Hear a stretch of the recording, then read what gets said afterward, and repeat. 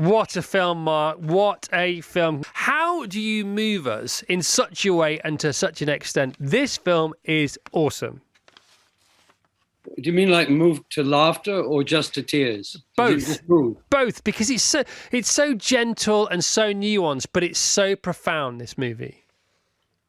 Well, yeah, I used to certainly think when I was a younger actor I had to move myself, but you just try and be as real as possible. Life is very moving, but you do try and focus on the audience's imagination, and it's always a little bit more moving when people are resisting tears and trying to hold themselves together than when they release themselves. It's just a release. With laughter is always.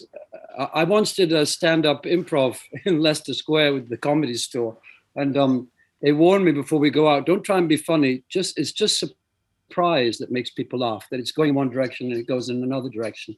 I forgot it, of course, as soon as I was out there and completely panicked. Well, Maurice Flitcroft was a crane driver in Barrow-in-Furness, and in the 70s he was made redundant, as a lot of people were. And he'd spent his life encouraging his twins, particularly to train to be disco dancers, which they had great success at, and encouraged other people too. He was a bit of a loner, and when he was made redundant, he decided to take up golf. They just got a color television recently, and he was absolutely fascinated by the color images of golf tournaments. But he couldn't get into a golf course, so he just practiced on school playgrounds and on the beaches. And then he thought, in a rather innocent way, maybe I'll apply for the British Open. And through a kind of divine administrative error, something we all hope for in our lives, he was admitted to the British Open, and he proceeded to score the worst score that's ever been chalked up, 126 over the 18 holes, I think it was.